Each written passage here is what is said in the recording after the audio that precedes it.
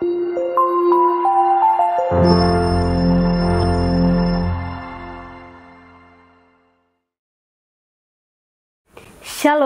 bersama lagi kita jumpa dalam Renungan SKS.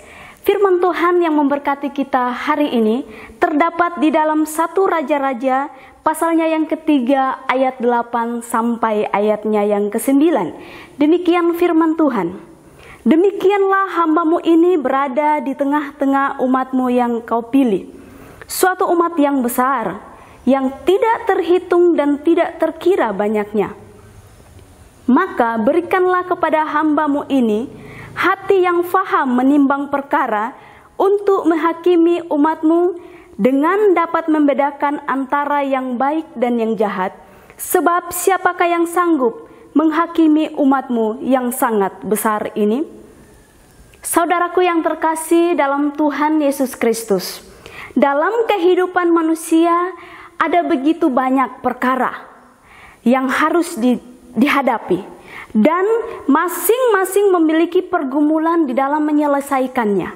Demikian juga dengan Salomo dalam teks firman Tuhan saat ini, ketika dia diperhadapkan dengan tanggung jawab yang besar. Salomo perlu Tuhan. Dia meminta hikmat kepada Tuhan supaya dia dapat mengambil suatu pertimbangan dan keputusan yang tepat.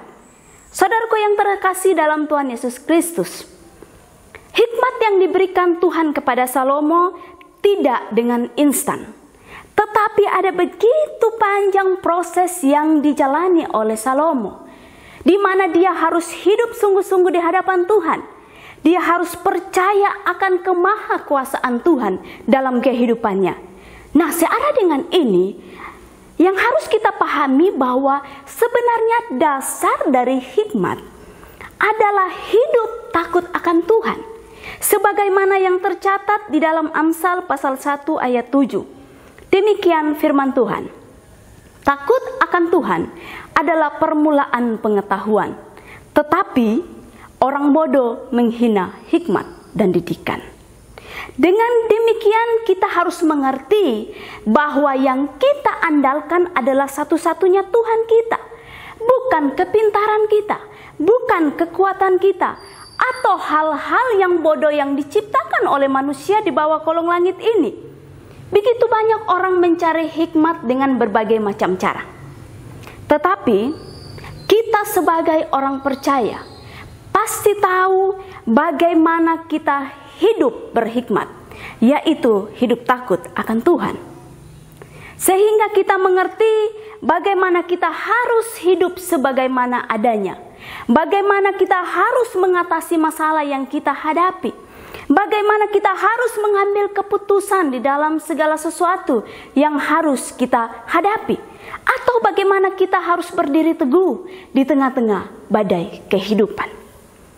Bapak Ibu Saudara yang terkasih, hikmat dari Tuhan menuntun manusia untuk bertindak seharusnya sebagaimana sehingga baik di hadapan Tuhan, baik untuk diri kita sendiri, bahkan untuk sesama kita. Siapapun kita yang mau datang kepada Tuhan dan meminta hikmat kepada Dia, maka hidup kita akan memiliki kebijaksanaan. Hidup kita memiliki moral yang tinggi, bahkan hidup kita selaras dengan kehendak Tuhan. Biarlah kita lebih berhikmat dalam menjalani hari-hari hidup kita. Amin firman Tuhan. Tuhan Yesus memberkati.